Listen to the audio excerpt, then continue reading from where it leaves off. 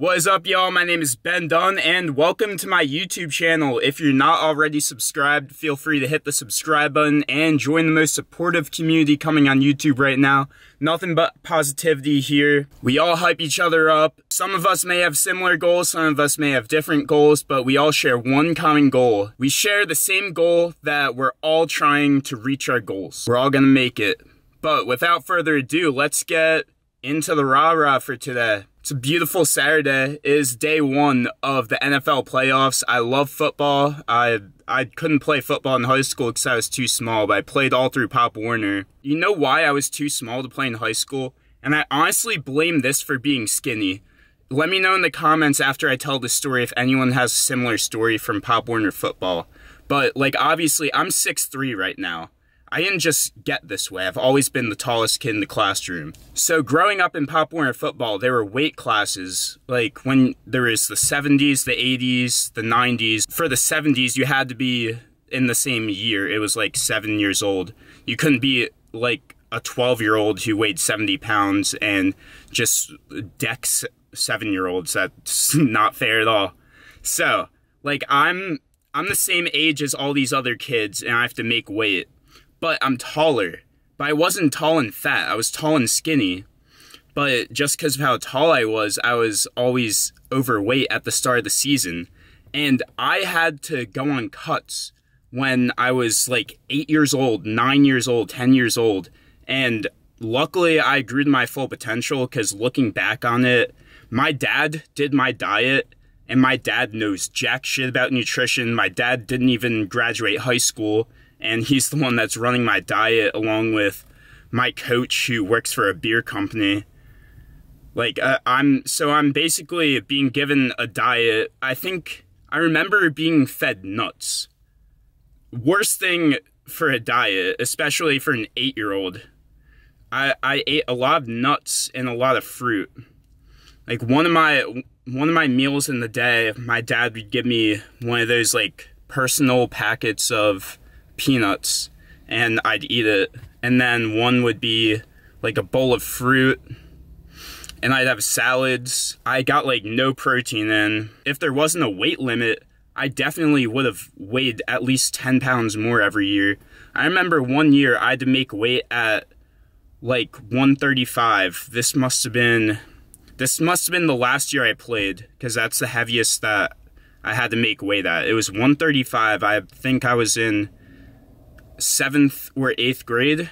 I started the season at 146, so I had to cut 11 pounds in 8th grade, and I wasn't fat. I was just a lanky kid, and I'm basically cutting water weight. I had to spit and run laps before the weigh-in because I was like half a pound overweight. They had to make me pee. Hopefully Pop Warner football has gotten more PC these days. The shit that we did back then, definitely you can't get away with now. The amount of concussions and stuff, like helmet-to-helmet hits. This must have been 2009 or 2010. It was the first time I ever heard a spearing penalty called, which, if you guys aren't familiar with spearing, it's basically leading with your head. A kid that we were playing against got ejected for spearing someone. Like our running back. Like, imagine a 9-year-old leading with his head. Speaking of the playoffs, if you're over 21 and you sports bet on FanDuel, I'm pretty sure that the promotion's like low-key amazing right now. So I saw this opt-in promotion where they did a deposit bonus up to $25. So if you deposit $25, you get $25 in free bets. Usually you have to bet the $25 and then you get your free bet, but I deposited the $25. I immediately got $25 in free bets, and then I was like, whoa, word? So I just withdrew the $25 and I placed a $25 bet, $25 parlay with my free bet, and then I withdrew the $25 that I deposited, so I'm pretty sure it's just a $25 free bet. Under 42.5, Niners minus 3.5, Brock Purdy 200 plus yards. The one thing out of these three that I'm a little concerned about is Brock Purdy getting 200 yards and the under hitting. I'm most confident in the under, honestly, because here's my reasoning. Obviously, the Niners defense is amazing, so the Seahawks should not score too much. But I don't expect the Niners to score too much either, just because it's Brock Purdy's first playoff game. He came in the season halfway through as a backup. No, he wasn't even the backup. Wasn't he the third string? Yeah, he was the third string. Mr. Irrelevant, and now he's going to be starting his first playoff game. Going into the season, he didn't even expect to start a regular season game, let alone a playoff game. Granted, he's been playing amazing. So I think Brock Purdy could go one of two ways. He could fold to the pressure and not play as well in the playoffs because it's his first playoff game. He's a rookie. He didn't have an amazing college career, so it would make sense that he's nervous. Or he could be that dog and be the next Tom Brady, who last pick in the draft. Well, Tom Brady wasn't the last pick. Brock Purdy last pick in the draft and just kill it in the NFL as soon as he gets his chance as a backup. I'm not a Niners fan in the slightest, but I'm also not a Seahawks fan. I do love an underdog story, though, so I am rooting for Brock Purdy. Also, I should mention, I'm not promoting sports betting, but if you're a sports fan like me and you have a little extra money to toss, I only make small bets, and this one's also a free bet. The highest I've ever bet was $25, and I usually only bet when, actually, never mind. I've bet $50, but only on Penn State games, and I've won all of my $50 bets. I've only ever bet $50 on Penn State, $50 on the Rose Bowl for Penn State to win, they won. And I think I bet $50 on, it was one of the first, I bet $50 on Penn State beating Auburn. Obviously, don't bet your bank account on anything. That's stupid. $5 to $10 to make the game more interesting. I don't think there's much wrong with that, just, don't go out of control with it. Actually, moving on to the title and not getting distracted again. In a hypothetical otherworld situation where I am a complete scumbag who only cares about exploiting followers and making money, I decide to be a fake Natty, knowing that I'm sticking myself in the ass with a needle every other day. Would you guys believe me? That is the question that I'm raising today. I feel like this is an original idea. I haven't, looked up on YouTube if anyone else has done this, but I feel like this is interesting because I'm seeing a lot of people with insane physiques these days claiming Natty. And back in the day, when I first started lifting, I watched so many Natty or nots to try to figure out what's actually achievable naturally. So my first fitness influencer that I fell in love with, so you guys probably know, is David Lade. Love his videos, love his content. And then I come across a Philly-on video who says, here's why David Lade is on steroids. And I was like, no, my boy, David's on steroids. Bro, it's heartbreaking. And obviously at this point, I don't know shit about steroids. I just know that I grew up and all the teachers tell you that steroids are bad. I remember when, my favorite baseball player growing up would get popped for steroids and I'd lose all my respect for him.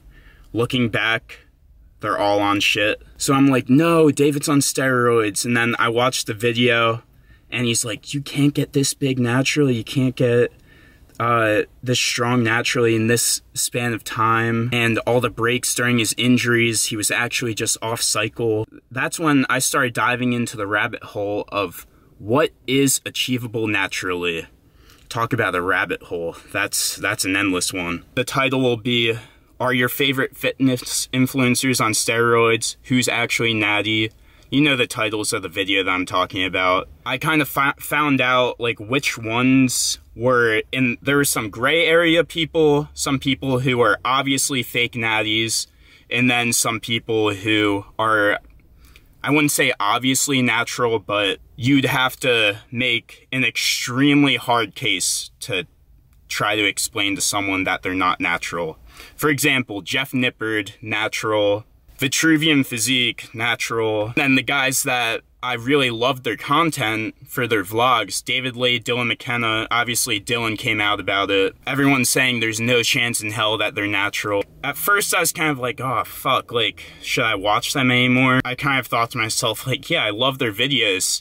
I'm literally taking progress pictures in my bathroom mirror every day just because of David Lade. So I don't really care about these accusations, whether they're true or not. He makes amazing content, he's entertaining, he's motivating, he's funny.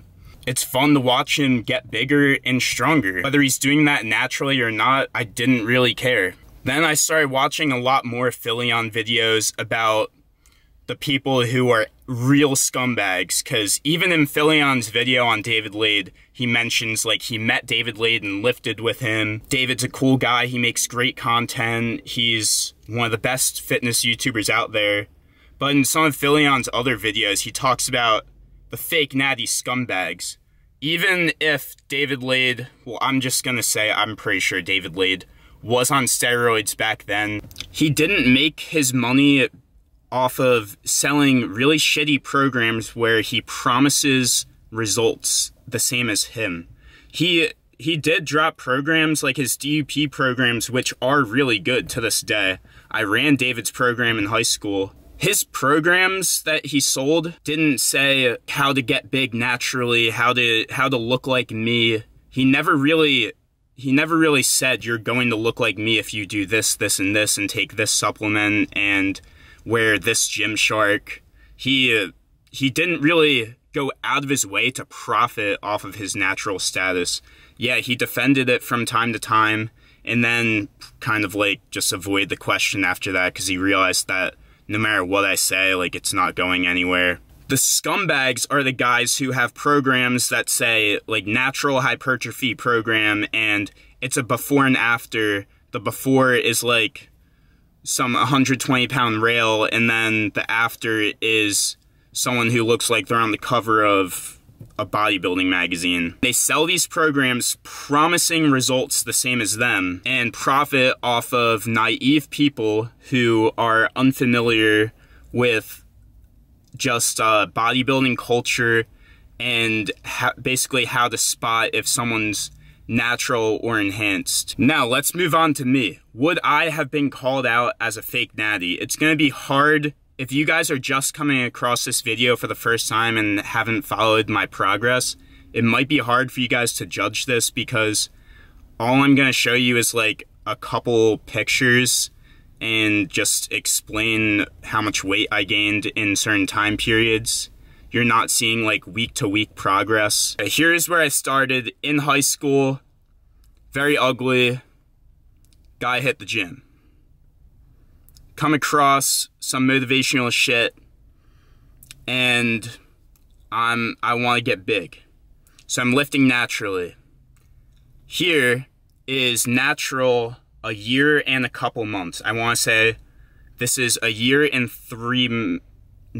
it might just be a year. I'm gonna say like a year and a quarter after the first picture is when I looked like this. Now, I don't know how I got this lighting in my basement because I think one of the light bulbs that lit that up is broken, but I look like a lot bigger in that picture than I actually was. And usually I look bigger in person than I do in picture, but I don't know how I took that picture. If I could replicate that lighting and stand next to my high school self, I would look so crazy. But I've tried to set up my phone the same way, and like I just don't look like that. Even though I'm 40 pounds heavier and probably about the same level of leanness. But yeah, I feel like I made pretty good progress right away as a natural. You can tell that I have good chest genetics. That's my genetic strong point. So in my posing pictures, I show off my chest because that's kind of like the centerpiece of my physique, personally. You might have really good shoulder genetics and you show off your shoulders. You might have really good back genetics and you take a lot of back pics. For me, it's always been my chest. I don't have to train my chest as hard as other muscle groups. If I did the amount of chest volume that I did for some of my lagging muscle groups, my chest would actually overpower my physique and make my other body parts look smaller. This is my peak physique in December of 2019. Before it was, the first picture I showed you was in January 2019. So about 11 months later, I look like this. December 2019, and the C word is coming. When the C word hits, everyone loses gains unless you have a crazy home gym setup, which I did not. I went to Walmart and I got one of the last bench presses there and as much weight as they had left in the store. So all I have at home is a bench press, a barbell, and 165 pounds in plates. So that's all I had to work with during the C word up until my gym personally opened in June. During that time period in 2020 is when my social media career started. I make a TikTok in my home gym, which is just my basement with a bench press. So I make a TikTok at home, and I'll show you guys the TikTok again. I showed it in my last video, but here's the TikTok that started it all. Okay, how to increase your bench press. This works every time, no matter how skinny you are.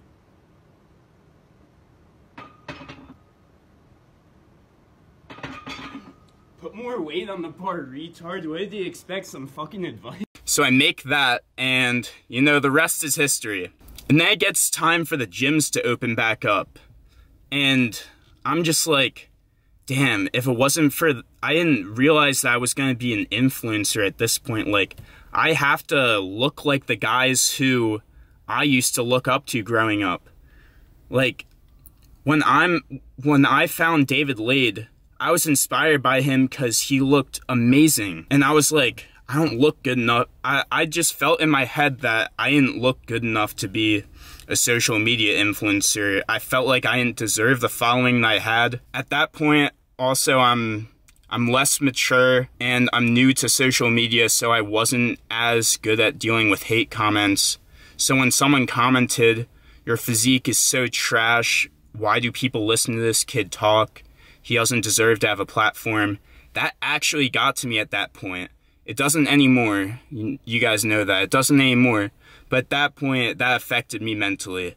And I was like, damn, I need to do something to gain weight faster. Like, I can't be... Obviously, when I get back in the gym, I'm going to gain weight just because I hadn't been doing optimal resistance training in my home gym. I was doing like RDLs with my barbell and a lot of bench press, close grip, wide grip. I was working with what I had, doing rows with the barbell as well, and curls.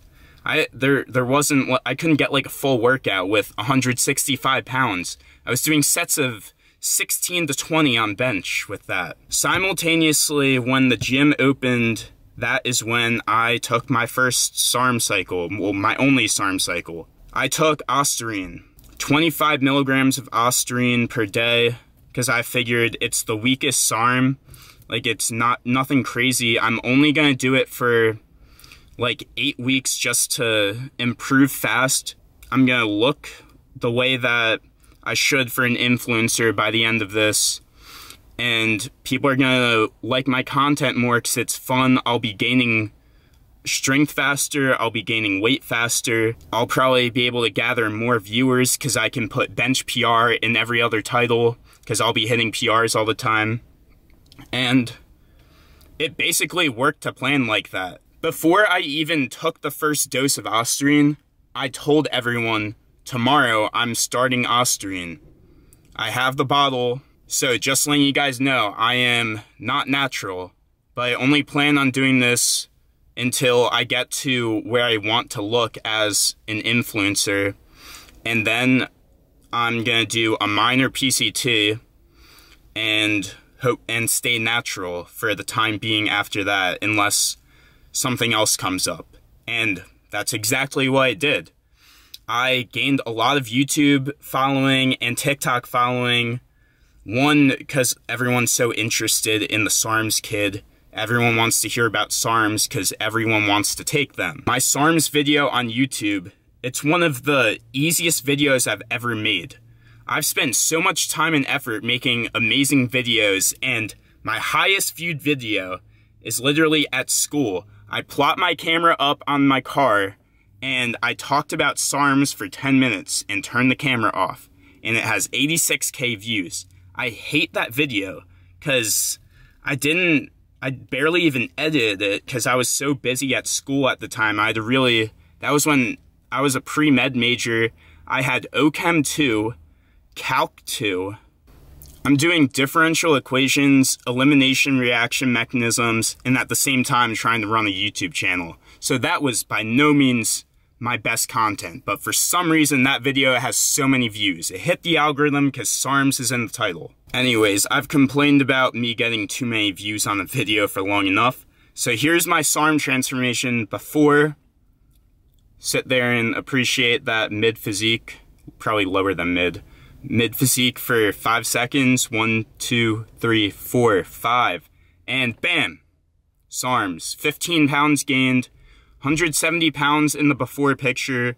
185, I believe, was my peak at the end of that cycle. That's not 15 pounds because of Ostarine. Ostarine is not that strong. If you're a trained lifter for 2 years and you decide, I'm gonna try an enhancement, I'm gonna try a PED, and you take 25 milligrams of Ostarine per day, do not expect to gain 15 pounds. Expect to gain 5. I'd say 10 pounds was what increased like water in the muscles, just muscle fullness, and what do you call it? Not newbie gains, but return gains. I'm blanking on the term for this. Like after an injury or after being untrained.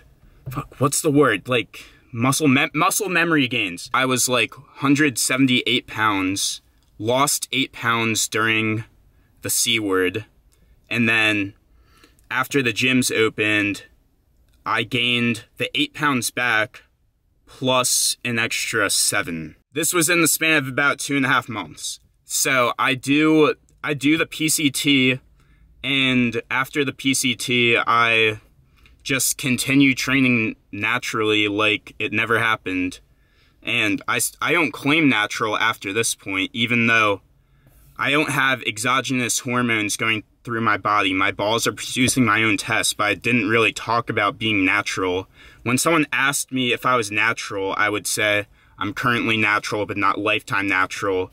So right now, the gains that you see me making are natural gains because I continue to gain muscle after this. I didn't really lose muscle after that cycle, because Ostarine is so weak. It's not like if you blast testosterone and then quit, yeah, you're gonna lose muscle. You're gonna lose weight. But I'd say there was probably like a 1 month period after I ended where it was kind of just like stagnant. I was training hard and eating just to maintain. And then I'd say after about a month, I continued to gain naturally again, just not as fast as I was gaining on Ostarine. I bulked up to the low 190s that winter as a natural, but I was fat. Not fat, I was fluffy. This is what I looked like peak natural bulk after the Ostarine cycle. Now, fast forward to the next summer. This is when all hell breaks loose. This is when I'm in a toxic Chris Brown, Rihanna type relationship that I'm not going to get into. It sucked. It was an extremely unfortunate time in my life, and I was depressed. And I'm naturally skinny, so when I'm depressed, I don't have the motivation to eat food. I lost a lot of weight. I got really skinny. Here's what I looked like that summer. I'm natural. I'm shredded. But I'm a rail. People close to me asked me if I had an eating disorder. I'd say no. And I posted a full day of eating on TikTok. I was eating like 1,000 calories a day maybe. I had no motivation to do anything. But yeah, I don't really want to talk about that too much. That's just what I looked like at that point. Then we break up New Year's Day that year. So we're going into 22 by ourselves. I start my first testosterone cycle June of 2022. Here's what I looked like before I started that cycle. And here is the end of that cycle. Do you guys think that if I had claimed natural, do you think people would have believed me? I personally think I'd be a gray area, but if someone like More Plates, More Dates were to dissect my content and make a natty or not on me, I think he would know. That's gonna do it for that segment of the video. Let me know your thoughts on that in the comments. I was talking so long in the car in the gym parking lot. Now I'm in the Best Buy parking lot because I have to pee really bad. I hope they have a good public restroom in here. I'm gonna do a public restroom review. And I'm also gonna check out some camera equipment while I'm there just because, I don't know, I feel bad taking a piss in Best Buy and just dipping. I'm also looking at some new camera lenses, thinking about making an upgrade. So if anyone has any lens recommendations, I think that's the next upgrade I'm willing to make, because I've been filming with the base model Sony a6000 for a minute now.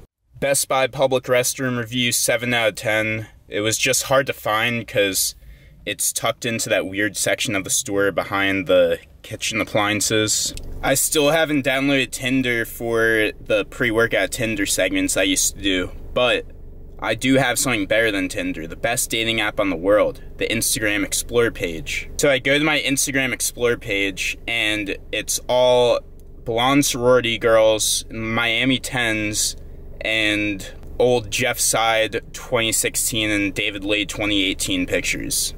And I love it.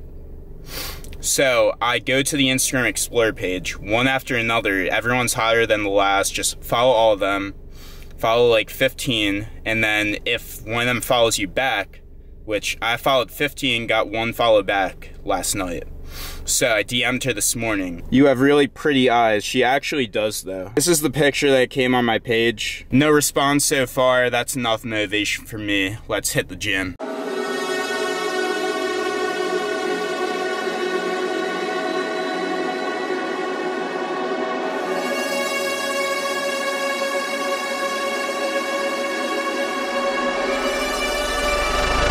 I feel lonely by your side, in the middle of the night.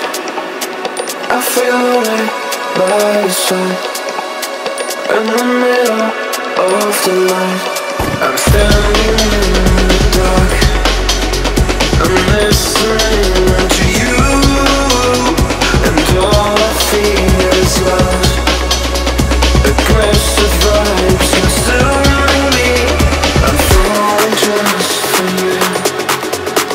It's all I get, it's all I get, it's all I get, it's all I get, it's all I get. So consume me.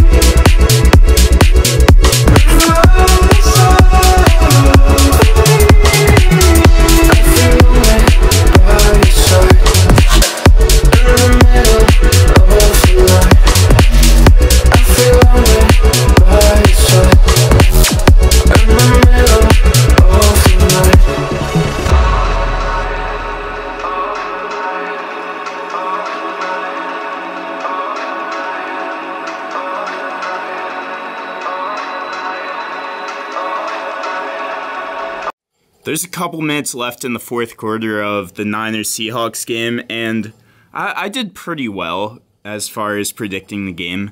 So I went 2 for 3 on my parlay. Obviously, the one that didn't hit if you're seeing the game, or if you... wait, I'm going to post it after the game. So if you already saw the game, the one that didn't hit was the over. Not the over, the over hit. I picked the under. I did say Brock Purdy was either going to be a nervous rookie or he was going to be the next Tom Brady. And I just watched his incomplete pass on 3rd down to IU, and he dropped it in the corner of the end zone. If IU catches that ball, that was one of the greatest plays I've seen by a rookie quarterback ever, maybe. And it was an incomplete pass. If he caught that, that's the highlight of the game. If you don't know what play I'm talking about, 5 minutes left in the fourth quarter, right before the field goal. Absolutely electric. Brock Purdy is a dog. Yo, DraftKings, if you're watching this, toss me a sponsorship, please. Anyways, gotta upload this tonight. That's gonna do it for the video. Love you guys. Thank you for all the support. I hope you enjoyed. Peace.